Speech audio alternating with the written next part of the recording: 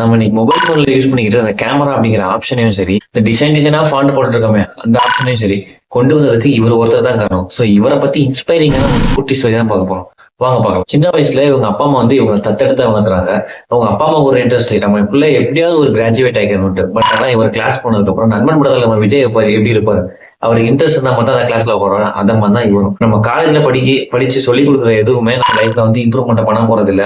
So அதனால இவர் வந்து காலேஜ் டிராப் அவுட் ஆகுறாரு. பட் ஆனா இருந்தாலும் காலேஜ் 2 வருஷம் படிச்சிருக்காரு. அவர் பிடிச்ச அந்த கோர்சஸ் மட்டும் காசு கொடுக்காமலே அட்டன் பண்ணிருக்காரு. என்ன கிளாஸ் பாத்தீங்கன்னா கேலிகிராஃபி அப்படின்ட்டு இந்த லெட்டர்ஸ் வந்து டிசைனா எழுதுவாங்க, அழகா எழுதுவாங்க.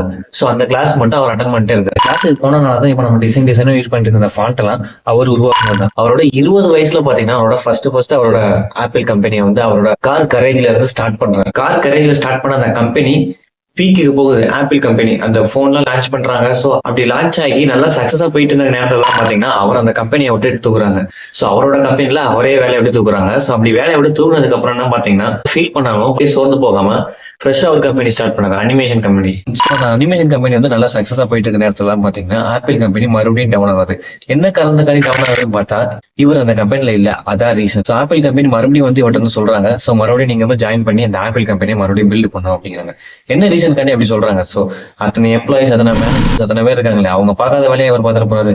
என்ன ரீசன் பாத்தீங்கன்னா இவர் இல்லாட்டியும் அந்த கம்பெனில அந்த வேலை நடக்கும். பட் ஆனா இவர் இருக்கிற மாதிரி நடக்காது. இப்ப யாரும் ஐபோன் யூஸ் பண்றதால கூட ஐபோன் யூஸ் பண்றாங்க அப்படிமா அந்த ஐகானிக்கான கேரக்டர் பில்ட் பண்ணது யாரும் பாத்தீங்கன்னா இந்த ஸ்டீவ் ஜாப்ஸ் அப்படிங்கிறவர் தான். சோ இந்த மாரல் ஆஃப் த ஸ்டோரி என்ன பாத்தீங்கன்னா நாம இல்லாட்டி அந்த வேலை நடக்கும். பட் ஆனா நாம இருக்கிற மாதிரி நடக்காது. சோ அந்த மாதிரி ஒரு ஐகானிக்கான கேரக்டர் பில்ட் பண்ணாங்களே போதும்.